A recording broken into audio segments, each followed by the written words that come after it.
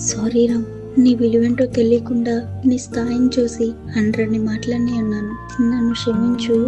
And thank you Ram, మా నాన్నమ్మని మీ అమ్మలా చూసుకుంటున్నందుకు.